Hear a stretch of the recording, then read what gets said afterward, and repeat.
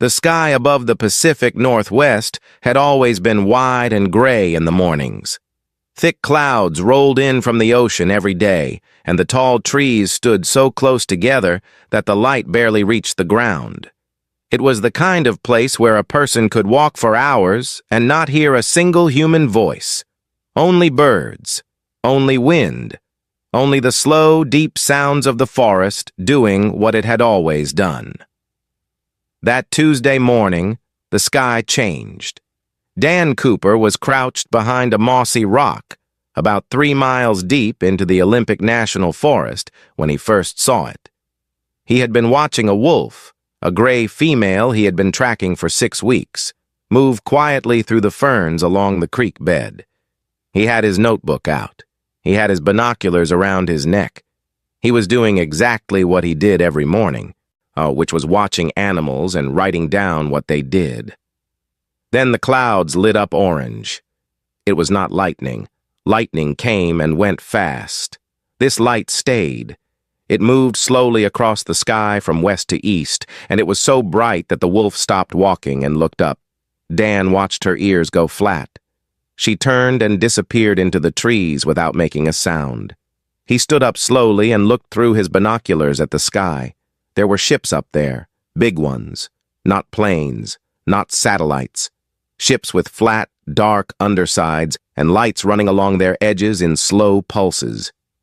They were coming down, not crashing, landing, controlled, steady, deliberate. Whatever was flying them knew exactly what it was doing. Dan counted 4 ships before they dropped below the tree line about 2 miles to his north, and the forest shook when they landed. He felt it through his boots. Birds exploded out of the canopy in every direction, thousands of them, all at once, filling the air with noise and then vanishing west toward the coast. He stood still for about 30 seconds. Then he pulled out his satellite phone and called Lucy Grant. Lucy was at the research station 40 miles east, sitting at a small wooden desk with a mug of coffee going cold beside her keyboard. She picked up on the second ring. "They landed in the forest," Dan said. Lucy did not say anything for a moment. "How many ships?" "4 that I saw, maybe more. They came down about 2 miles north of the creek crossing." "Are you safe?" "For now," he said. "The wolves already left. And that is probably a good sign for me and a bad sign for whoever just landed." Lucy pulled up her satellite map on the screen. She zoomed into the Olympic Peninsula and stared at the topography. Dense forest, steep ridges, river valleys running north to south. No roads within 5 miles of where Dan was describing. No towns. No infrastructure of any kind. "They picked the most remote spot they could find," she said. "That is what I thought too," Dan replied. "They probably think remote means empty." He was already moving north, staying low, keeping to the thick brush along the creek. He was not going toward the ships out of bravery. He was going because he needed to see what was happening, and because 15 years of working in this forest had made him very good at moving through it without being seen or heard. The Vreth Dominion had, and in fact chosen the Pacific Northwest for exactly the reason Lucy suspected. Their orbital surveys had flagged it as low density in terms of human settlement. Forests were obstacles, not threats. The plan was to establish a ground base quickly, begin resource extraction from the river systems, and expand outward once the perimeter was secure. Commander Orvac of the Vreth Ground Division stood at the base of his ship's ramp and looked out at the trees. They were taller than he had expected. The air was cold and wet, and it smelled of things he had no name for. His sensors showed organic life all around, dense, layered, moving, but nothing his combat systems classified as a threat. No energy signatures, no weapons, no military hardware of any kind. He ordered his scouts forward, and the first team moved into the trees with their equipment: scanners, mapping drones, perimeter beacons. They were efficient and fast. They had done this on 11 other worlds. The process was simple. You went in, you mapped the ground, you set the perimeter, and then the engineers came in behind you. They had been in the trees for about 9 minutes when the first drone went down. It was a Cougar. She had been resting on a branch 15 feet above the trail the drone was following, and she dropped onto it the way cougars drop onto deer. Fast, accurate, completely silent until the moment of impact. The drone hit the ground in 3 pieces. The cougar sniffed at the wreckage, decided it was not food, and walked away into the ferns. The scout team stopped. They looked at each other. They looked at the broken drone. They filed a report. Mayorvac read it and moved on. Wildlife interference. It happened. They would recalibrate the drones to fly higher. 20 minutes later, a black bear pushed through the side of a supply container that had been set near the tree line. The container held fuel compounds for the ship's biological processors. The compounds, as it turned out, smelled almost exactly like rotting salmon to the bear, and the bear wanted whatever was making that smell. She tore the panel off the side of the container with the same easy effort she used to pull apart a rotten log looking for grubs. She stuck her head inside, decided it was not actually salmon, and knocked the entire container over on her way out. Fuel spilled across the ground. 2 of Orvac's engineers spent the next hour cleaning it up and filing their own reports. Dan Cooper watched all of this from 200 yards away, lying flat in the ferns with his binoculars up. He watched the bear. He watched the aliens standing around the tipped container in their dark, smooth suits, moving in quick, precise ways that reminded him of insects. He watched the way they kept looking at the forest around them, scanning, nervous, trying to understand a place they had never been. He had seen that look before, not on aliens, on tourists who wandered into the backcountry without knowing what they were walking into. He pulled out his notebook and wrote, "They do not know where they are." Then he wrote, "The forest does." He carefully backed away through the ferns, moving the way he had learned to move years ago. Slowly, no sudden motions, weight on the outside of the foot, always watching where he put his hands. He reached the creek bed and followed it east without ever standing fully upright. By the time he was a mile away, he could hear Orvac's team on their radio frequencies. Not the words, just the rhythm of stressed, rapid communication. Something else had happened. He did not know what yet. Later, he would find out it was the wolves. The gray female he had been watching that morning had not gone far. She had circled back with 4 others from her pack, and they had spent 40 minutes moving around the outer edge of the Vreth perimeter in slow, careful loops, testing it, watching the lights and the sounds and the strange new shapes that had appeared in their territory. They were not attacking. They were just doing what wolves did. They were learning the shape of the new thing in their forest. Orvac filed his 3rd report of the morning. It was only 8:45. He wrote, "Local fauna are aggressive, advising caution." He did not yet understand that the fauna were not being aggressive. They were simply being themselves. And on this world, being themselves was more than enough. Dan reached the edge of the tree line just before noon and looked out at the distant ridge where Lucy's research station sat. He started walking. There was a lot to talk about, and not much time to waste. Behind him, deep in the forest, the ravens had found the broken drone. They were taking it apart piece by piece, carrying the shiny bits up into the branches, dropping them, picking them up again. One of them had found a lens component and was rolling it back and forth on a log with what looked very much like satisfaction. The forest was paying attention, and it always had been. 3 days after the landing, the Vreth had built a perimeter. It was a good perimeter, by their standards.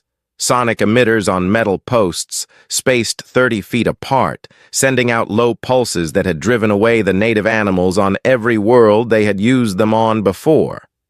A plasma fence ran inside the emitter line, a thin wall of charged energy that would stop anything biological from pushing through.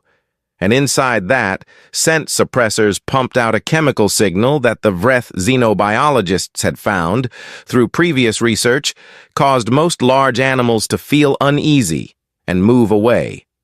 All of this technology had worked before. On other worlds, the animals had heard the sonic pulses and left. They had smelled the suppressors and turned around. They had seen the fence glow and kept their distance. The animals of the Pacific Northwest did not read the same manual. On the first morning after the perimeter went up, Commander Orvac stood at the edge of the compound and watched his sensor board with a look on his face that his crew had not seen before. It was the look of a person who has pressed a button many times and expected a certain result, and the result is not happening. The sonic emitters were running. The wolves were still there. 6 of them, sitting in a loose half-circle at the tree line watching the compound. They were not running. They were not even standing. They were sitting the way wolves sit when they have nowhere particular to be, relaxed, alert, completely at ease. One of them yawned. Orvac turned up the frequency on the emitters. The wolves' ears moved. One of them tilted his head slightly. And then they all went back to watching. Prek, the Vreth xenobiologist assigned to the ground team, had been filing reports every few hours since the landing. He was a careful, methodical scientist who had spent his career studying alien ecosystems, and he was, for the first time in that career, deeply unsettled. He wrote in his log, "The sonic deterrent system appears to be a subject of curiosity rather than distress for the local canid population. Further study required."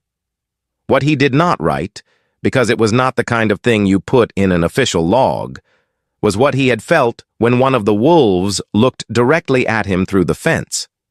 Not with fear, not with confusion, with a kind of flat, a steady assessment that reminded him uncomfortably of the way senior Vreth commanders looked at junior officers they had not yet decided what to do with.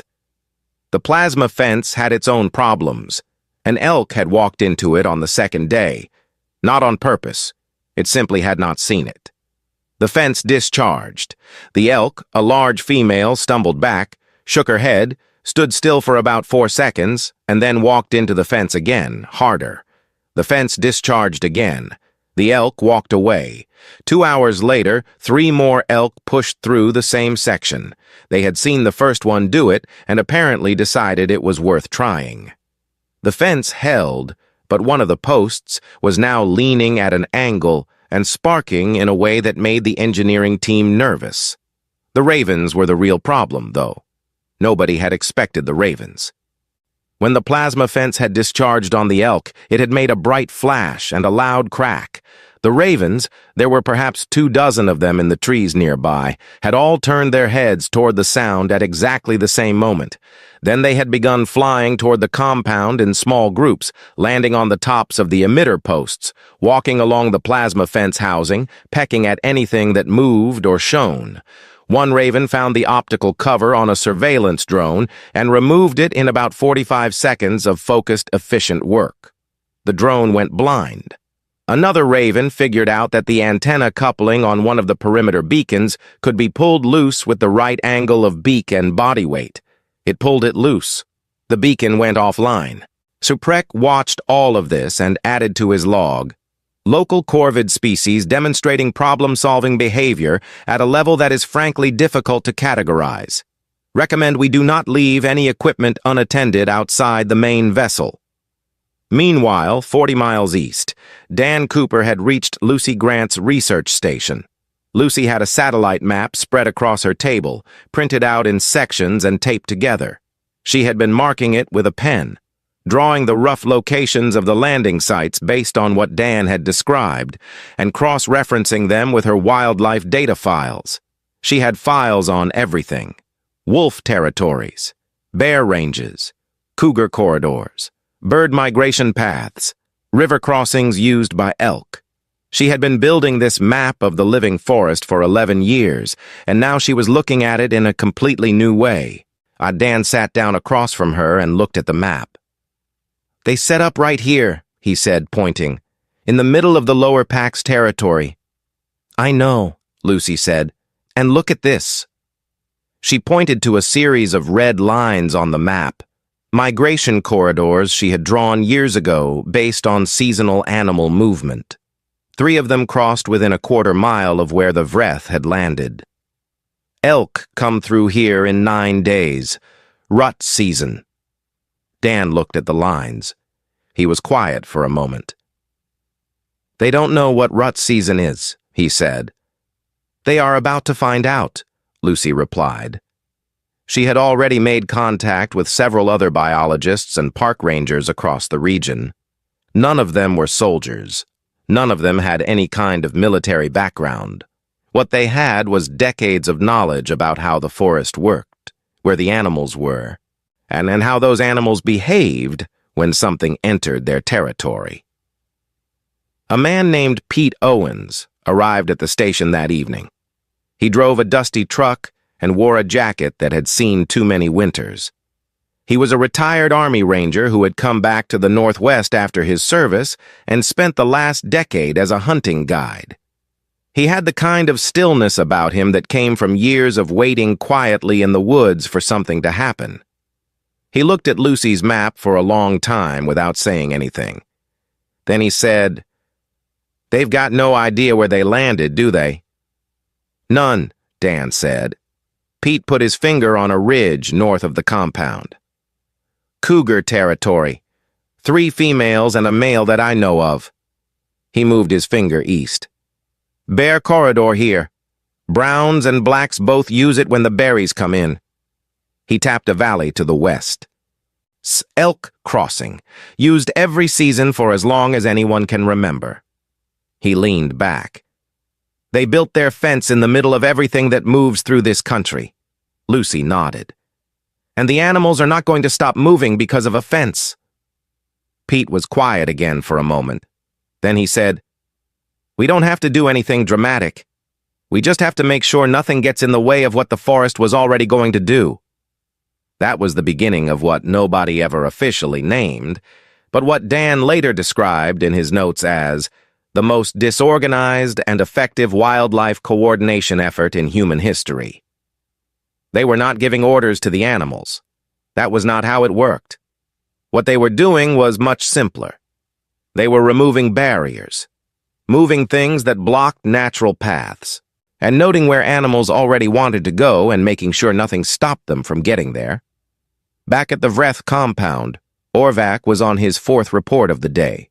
2 more drones down, 1 perimeter post completely dismantled by ravens, a section of fence pushed out of alignment by what the sensors said was a group of large deer moving through in the dark.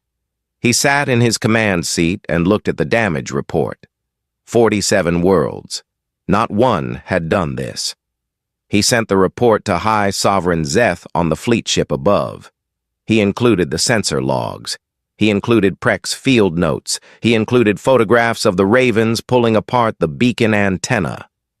Zeth read the report in his command chamber. He was a large being, old in his position, experienced in the way that comes from long years of winning. He read the drone damage logs, and he read the fence breach reports. He looked at the photograph of the raven with the antenna coupling in its beak.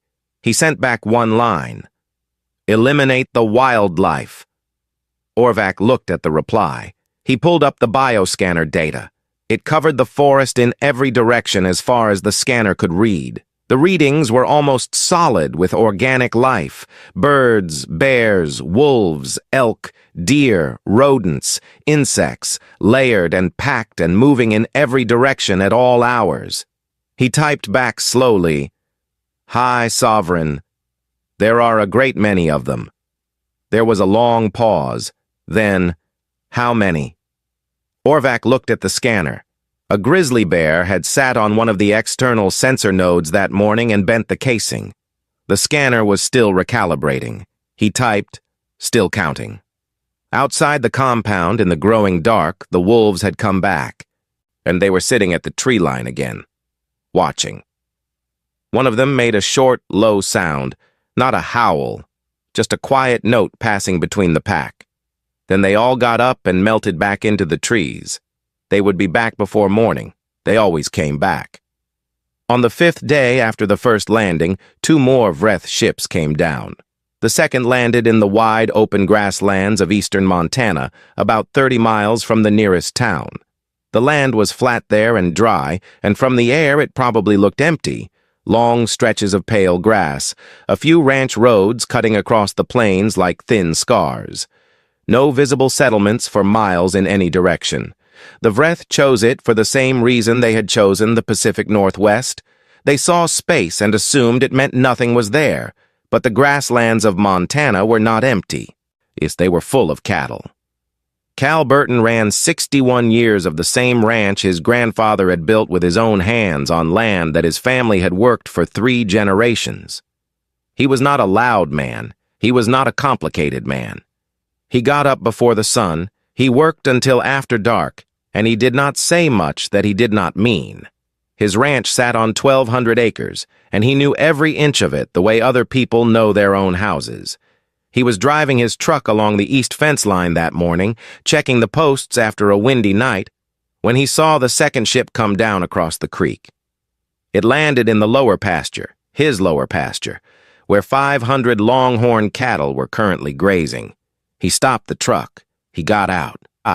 Then he stood in the cold morning air with his coffee thermos in one hand and watched the ship settle into the ground with a slow, grinding thud that shook the earth under his boots.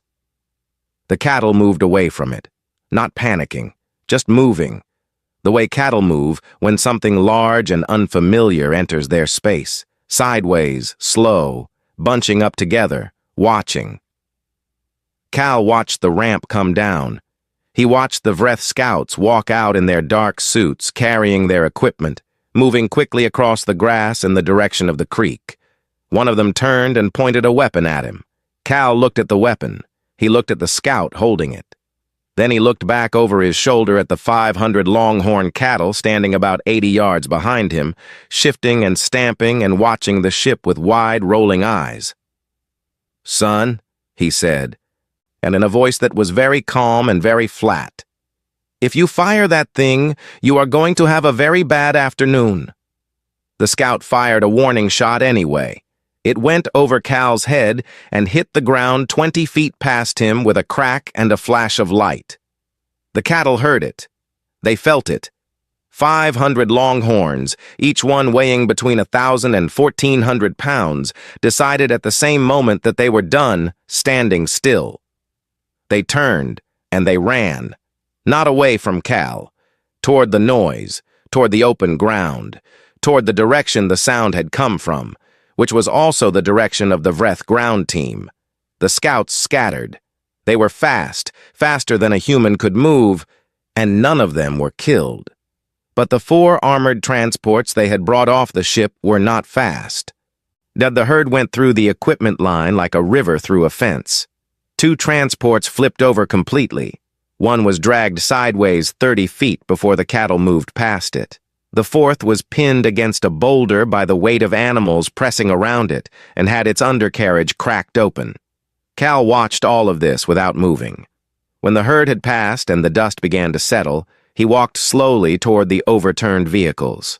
A Vreth scout was pulling himself up from the grass nearby, covered in dirt, making sounds that the translation device on his belt rendered poorly as a long sequence of what were probably not polite words.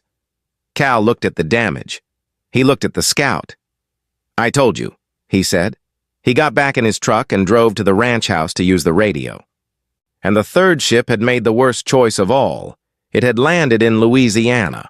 The team leader was a Vreth tactician named Sur, and he had requested the Louisiana site because the delta gave them access to a large freshwater river system, which was something the Vreth needed for their water processing equipment. From orbit, the area looked manageable. Open water, low vegetation, flat terrain, easy extraction, simple setup. Sur stepped off the ramp into ankle-deep mud and immediately sank to his knee. That was how it started. The bayou was not like anything the Vreth had studied in their survey data. Their instruments had read it as a low-density wetland. What their instruments had not been designed to measure was the way everything in a Louisiana swamp was alive in ways that overlapped and tangled and pushed against each other constantly. And the water was alive. The mud was alive. The logs were alive. Even the floating mats of vegetation that looked solid were alive and would hold your weight for exactly 2 steps, before dropping you into dark water. Within 2 hours of landing, alligators had begun circling the base of the ship. They were not aggressive, not yet, but they were there, present, watching the new thing in their water with the slow, patient attention that alligators had been giving to new things in their water for 200 million years. A group of nutria, large, orange-toothed, semi-aquatic rodents that looked like someone had combined a beaver and a rat and given the result a bad attitude, found the external cable housing on the water processing unit and began chewing through it, not because they were attacking the Vreth, but because nutria chewed through things. That was what nutria did. They chewed through levees and dock supports and irrigation pipes and the roots of entire stands of trees. Cable housing was simply another thing to chew. Water moccasins discovered that the exhaust vents on the Vreth generators were warm. Warm spots in a Louisiana swamp were good spots. 3 snakes set up residence in the vents by the end of the first day. The generators began running hot.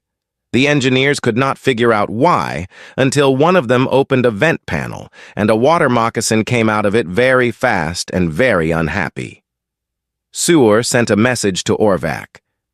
I have lost 4 crew members to what the local fauna appeared to regard as a mild Tuesday. He meant lost in the sense of injured and temporarily out of action. But the phrasing was accurate in a way he had not intended. To the alligators and the nutria and the snakes, this was just a Tuesday. Nothing special was happening. New things had arrived in the swamp, and the swamp was doing what the swamp always did, absorbing, pressing, wearing things down, filling every gap with something wet and alive. 20 yards into the marsh, mostly invisible behind a screen of cypress knees and hanging moss, sat a man named Denny Arsenault in a flat-bottomed pirogue. Denny was 53 years old and had spent those years in and around this particular stretch of bayou. He trapped, he fished, he guided hunters through the marsh in the fall. He knew where the alligators nested and where the water moccasins denned and which channels were safe to run at night and which ones would put you into a submerged log before you knew it was there. And he had watched the Vreth ship come down from half a mile away, and he had paddled closer without making a sound. Now he was watching the chaos at the base of the ship with the focused, thoughtful attention of a man who has spent his life reading the behavior of wild things. He pulled a small waterproof notebook from his chest pocket and began writing. He was not writing a tactical plan. He was just writing down what he saw, where the alligators were moving, which direction the nutria came from, how the snakes used the warm vents, information, detail. The same kind of notes he took every time he came out here because you never knew what might be useful later. When he had filled 3 pages, he paddled home. He tied up his pirogue, went inside, and got on the radio. He knew every trapper, fisherman, and swamp guide within 50 miles, and he called them one by one. He told them what he had seen. He asked them to keep their eyes open and to call him if anything changed. Then he called Lucy Grant. He had never met Lucy. He had found her name in an online directory of wildlife researchers months ago and saved her number because someone had told him she was the person to call if you had unusual animal behavior to report. He was not sure this counted as unusual animal behavior, exactly, but it seemed relevant. Lucy picked up. She listened to what Denny described. She asked a few questions. She wrote down his number. Keep watching, she said, and keep calling people. The more eyes on this, the better. Yes, ma'am, Denny said. He refilled his coffee, picked up his notebook, and started thinking. Back in Montana, that Cal Burton was on the radio with a game warden named Lou Harris. Lou was a quiet, precise man who had spent 20 years managing wildlife in the Central Plains and knew the movement patterns of every major herd within 300 miles. Cal explained what had happened that morning. Lou listened without interrupting. When Cal finished, Lou said, "Elk migration starts in 9 days. The big northern herd comes through that valley every year." Cal said, "Through the lower pasture?" Lou said, "Right through the middle of it." There was a short silence. "Well," Cal said, "I suppose I am not going to fix that south fence section after all." Lou did not laugh, but he was quiet for a moment in a way that might have been a laugh if he had been that kind of man. Neither of them said anything else about it. They did not need to. But somewhere above them, in the fleet ship hanging in orbit, High Sovereign Zeth was reading the latest round of damage reports from all 3 ground sites. He read about the overturned transports in Montana. He read about the cable damage in Louisiana. He read about the Ravens in the Pacific Northwest. He had conquered 47 worlds. Not one of them had done this. He put down the reports and looked out the viewport at the blue-green planet below. It looked peaceful from up here, soft, full of water and cloud and green. He did not yet know about the elk. He would. High Sovereign Zeth had a war room on his flagship that was the size of a large house. The walls were covered in display screens, each one showing a different feed from the 3 ground teams below. He could see the Pacific Northwest compound from above, its perimeter lights blinking in the dark forest. He could see the Montana site, where the engineering team was still trying to get 2 of the overturned transports back onto their wheels. He could see the Louisiana site, where the water processing unit had been offline for 30 hours because of the cable damage. He stood in the middle of the room and looked at all of it. His generals were around him. They were experienced beings. They had run ground operations on many worlds. They had dealt with hostile native populations before. Populations with weapons, with armies, with organized resistance. They knew how to handle that kind of thing. You applied force, you broke the resistance, and the world submitted. It was a formula. It had always worked, but this was not that formula. Nobody on Earth was shooting at the Vreth. Nobody was launching missiles or organizing armies or broadcasting declarations of war. The humans near the landing sites were watching. Some of them were making notes. Some of them were talking on small communication devices. A few of them, like Cal Burton, were simply going back to their daily work after saying a single flat sentence. And yet the 3 ground teams were bleeding resources, not from combat, from the land itself. Zeth looked at the total damage figures on the main screen. He had not seen numbers like these since a campaign early in his career when they had tried to establish a base on a planet with a permanent electrical storm system. That had been weather. This was animals. He turned to his lead general. "What is their military doing?" The general consulted his intelligence feed. "Nothing coordinated that we can detect. Or some communication between small settlements, some movement of individuals toward the landing zones, but no weapons mobilization, no troop movements, no official military response has been launched." Zeth frowned. "Then why are our ground teams filing 12 damage reports a day?" Nobody in the room had a good answer for that. Dan Cooper had been moving through the Olympic forest for 6 days now, sleeping rough, eating from his pack, checking in with Lucy by satellite phone every evening. He was not hiding exactly. He was just not drawing attention. He had a notebook full of observations about the Vreth compound, where the sensors were thinnest, where the fence had weak posts, where the drones flew on their patrol routes. He was not planning an attack. He was doing what he had always done. He was mapping behavior. And he was learning the patterns of a new kind of animal in his forest. He called Lucy on the evening of day 6. "The drones fly the same route every time," he said. "Perfectly regular. Same altitude, same speed, same gap between them." Lucy was quiet for a moment. "The wolves already know that, don't they?" "The pack has been timing their crossings," Dan said. "They go under the drone gap every night. They are already moving through the perimeter without triggering the sensors." "So the fence is already porous," Lucy said. "Has been since day 2, Dan replied. "I don't think the Vreth have figured that out yet." Lucy had been building something over the past several days. She had a contact list now.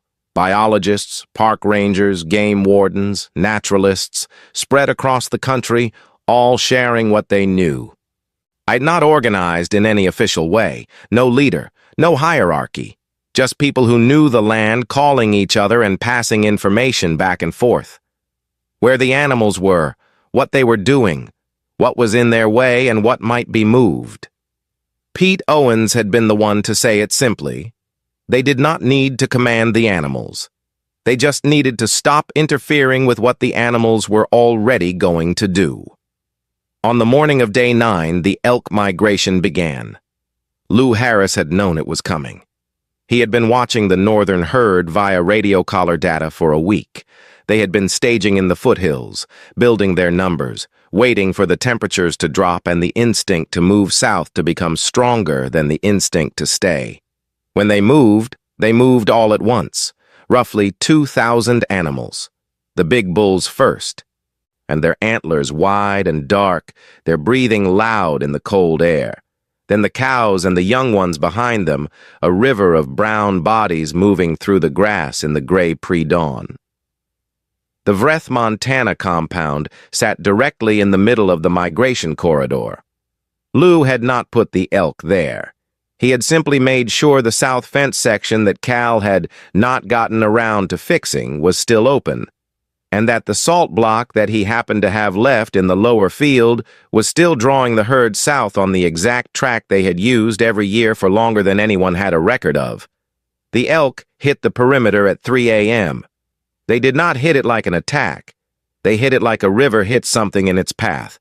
Steady, continuous, massive, completely indifferent to the object's feelings about being hit. The sonic emitters fired. The elk did not care. The plasma fence discharged on the first animals to push through, and those animals stumbled and veered, and the ones behind them veered around them, and the herd split and flowed around the compound buildings and through the equipment lines, and between the vehicles with the patient, unstoppable momentum of 2,000 large animals that had been making this trip their whole lives. The noise alone was something the Vreth had no reference for. Thousands of hooves on dry ground at full movement, combined with the bugling of the bulls, a sound like a brass horn played by something with no interest in music, and the crashing of equipment being knocked aside. Every alarm in the compound went off at once. The sensor board lit up completely.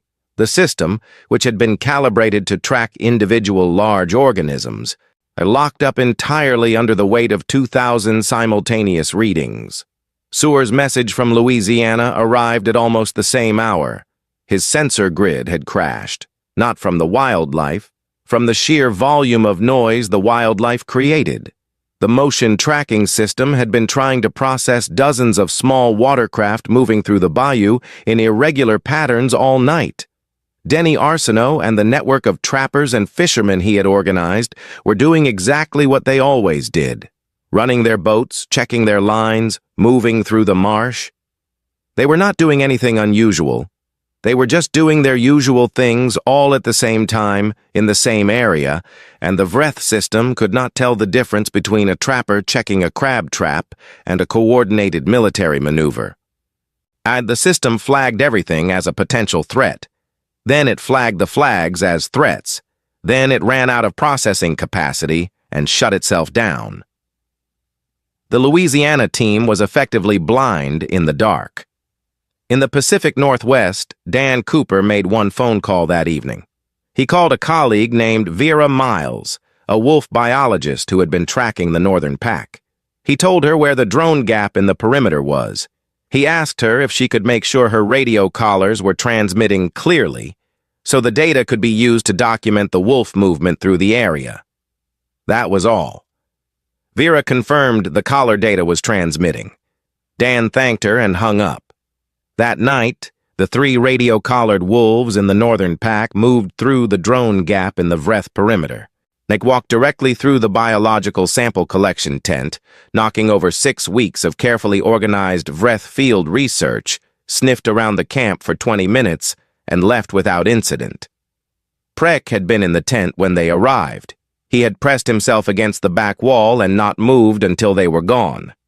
When they left, he walked to the main ship, went inside, locked the door behind him, and did not come out for the rest of the mission. In the flagship above, Zeth called a war council. He looked at his generals. "Bombardment," one of them said. "Orbital strikes on the landing zones. Clear the area of all large organic life." Zeth looked at the bioscan data of the planet's surface. Almost everywhere he looked, the readings were thick with life: forests, grasslands, wetlands, oceans, and all of it dense and layered and alive. He did a calculation that he did not like the result of. If he bombarded the landing zones, the strikes would need to be large enough to clear the corridors the ground teams needed to operate in. Orbital bombardment at that scale would destabilize the regional biosphere. Destabilize the biosphere and the colony world became unusable. An unusable colony world was the one outcome the Dominion's expansion campaign could not justify. He had not come to this planet to burn it. He had come to take it. And the planet was making that very difficult. He sat down for the first time in hours. He looked at the screens. He looked at the footage of 2,000 elk moving through his Montana compound in the dark. He looked at the frozen Louisiana sensor grid. He looked at the Pacific Northwest wolves. I caught on a single functioning camera walking calmly out of the sample collection tent. "Open a communication channel," he said quietly. "To which human military command?" the communications officer asked. "To the nearest human settlement to the Pacific Northwest landing site," Zeth said. The channel connected. It rang twice. Dan Cooper picked up from the edge of a ridge where the signal was clear. "Hello?" he said. Zeth composed himself. The translator rendered his words into flat, careful English. "We wish to discuss terms," it said. Dan looked across at Pete and Lucy, who were standing a few feet away warming their hands over a small camp stove. Pete raised his eyebrows. Lucy turned back to her laptop. "Hold on," Dan said into the phone. "I need to move. There is a bear between me and the good signal spot." Silence on the Vreth end. "It's a bear," Zeth repeated. "She has cubs," Dan explained. "Give me 2 minutes." Zeth held the line. He looked at his generals. His generals looked at each other. Nobody said anything. There was nothing to say. The bear moved away from the ridge after about 4 minutes. She was a large black bear with 2 cubs, and she had been working along the rocky edge of the slope looking for grubs under the loose stones. She was not interested in Dan Cooper. He was not between her and what she wanted. She gave him one long look, decided he was not worth the trouble, and led her cubs down the far side of the ridge toward the creek below. Dan watched her go. Then he stepped into the clearing where the signal was strong and spoke into the phone. "Okay," he said. "I am here." High Sovereign Zeth had spent the last 4 minutes in silence. His generals had not spoken. His communications officer had not moved. The entire war room had been very quiet, while an alien world's military commander waited for a wildlife biologist to find a better signal spot. It was, Zeth would later reflect, the moment he understood that this world was different from every other world he had ever tried to take. The conversation that followed was short. Zeth's translator turned his words into English in flat, careful phrases. He said that the Vreth Dominion wished to discuss the terms of their presence on Earth's surface. He said that the ground teams had experienced complications that required resolution. He used formal language, the kind of language built for negotiations between powers. Dan Cooper listened to all of this. Then he said, "I am not the right person for this conversation. I am a wolf researcher." Zeth paused. "You are the nearest human authority." "I am not any kind of authority," Dan said, "but I will pass your contact request to the right people. Give me a day." He hung up. Pete Owen looked at him. "Did you just hang up on an alien fleet commander?" "He can call back," Dan said. Lucy was already typing. The formal negotiations that followed were handled by people far above Dan Cooper's level. Diplomats, government officials, military advisors, the kind of people who were supposed to handle these things. Dan gave them the contact frequency and went back to his field work. He had a wolf pack to track, and the mission had already been disrupted by 9 days of alien invasion. But the outcome of those negotiations was shaped entirely by what had already happened on the ground. The forest and the grasslands and the bayou, in the 9 days before any diplomat got involved. The Vreth had no leverage. They had landed on a world they did not understand, in terrain their equipment could not manage, surrounded by life that their technology could not deter. They had 3 broken ground teams, a crashed sensor grid, a xenobiologist who had locked himself in a ship and refused to come out, and a damage bill that was growing every hour. They withdrew from Earth's surface after 19 days.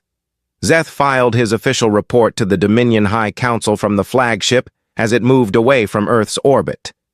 He described the withdrawal as a strategic reassessment pending further ecological survey.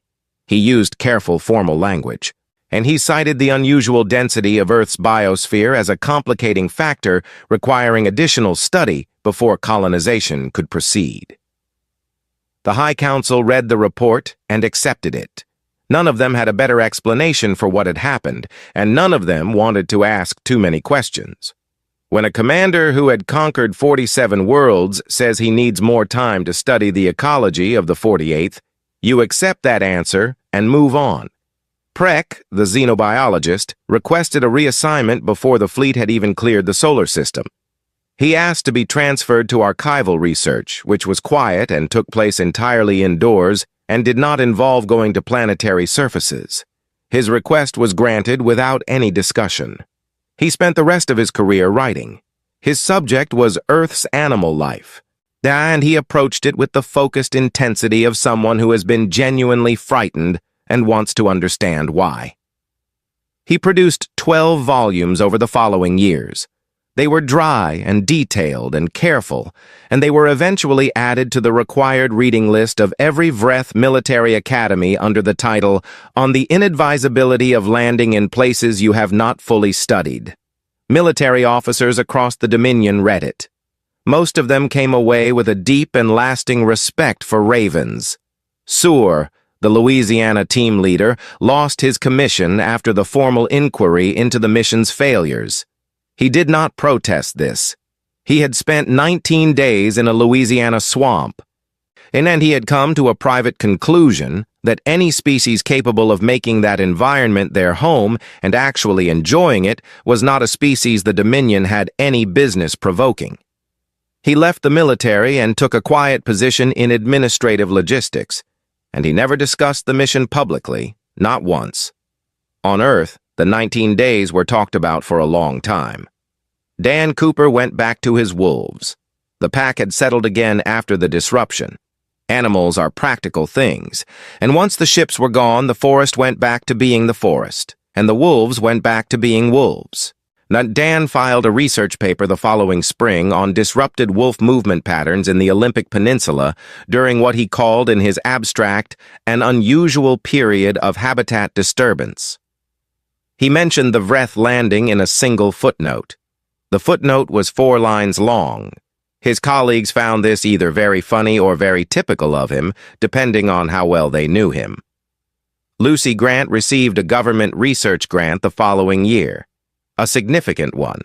The government had been paying close attention to what she had built during those 19 days, the informal network of biologists and rangers and naturalists who had been sharing information across the country, and they wanted to make it official and permanent.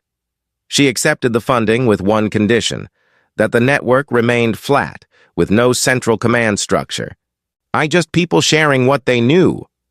The government agreed, mostly because they did not fully understand how the network had worked in the first place and were not confident they could improve it. She spent the next 3 years building something that worked very well and that most people in the government found difficult to explain in a briefing document. Pete Owens drove home after the withdrawal, fixed the fence section he had left open for the elk corridor, turned down 17 interview requests from news organizations, and went back to guiding hunters through the backcountry. He did give one talk, 2 years later, at a small conference on wilderness management. He spoke for about 8 minutes. He said that the most important thing a person could know about wild country was that it did not need you to protect it. It needed you to get out of its way. He got a long round of applause, which seemed to make him uncomfortable. Cal Burton gave one interview. It was to a local paper in Montana, and the reporter was a young woman who drove out to the ranch and sat with him on the porch and asked him what he thought Earth's greatest natural defense against alien invasion was. Cal thought about it. He drank his coffee. He looked out at the pasture where the longhorns were grazing in the late afternoon light. About 8 billion years of evolution that decided it liked being here, he said. The reporter waited for more. Cal shrugged and went back inside. That quote was picked up by larger papers, and then by international news, and then somehow made it into the formal diplomatic correspondence that Earth's newly created Planetary Contact Bureau began sending out to other spacefaring civilizations that had been, cautiously and carefully, making their presence known since the Vreth incident. The Bureau received many responses. Most of them were polite and distant. A few were curious. One arrived unsigned with no return address from a species called the Thun, a civilization that was, by all accounts, ancient and careful, and not given to unnecessary communication. It was short. In translation, it read, "We have reviewed the survey data. We will not be visiting at this time. Please give our regards to the bears." Nobody knew who to give the regards to specifically. And since there were several 100,000 bears on Earth, and most of them were not aware they had a reputation. Lucy Grant printed the message out and taped it to her office wall. It hung there next to a photograph she had taken years earlier, a wolf pack moving through morning fog in the Olympic forest, single file, quiet, unhurried, completely at home in a world that had been building itself around them for longer than anything with a spaceship had been looking at the sky. She looked at that photograph a lot in the months that followed, especially on days when the grant paperwork was frustrating or the network reports were slow. It reminded her of something simple and true. The world did not need to be extraordinary to defend itself. It just needed to be what it was. Alive, layered, stubborn, and older than anything that had ever tried to take it. That had always been enough. It still was. And somewhere out in the dark between the stars, in fleet ships and council chambers, and the quiet offices of beings who charted which worlds were safe to approach and which were not, a small blue-green planet had moved very firmly to the bottom of a great many lists.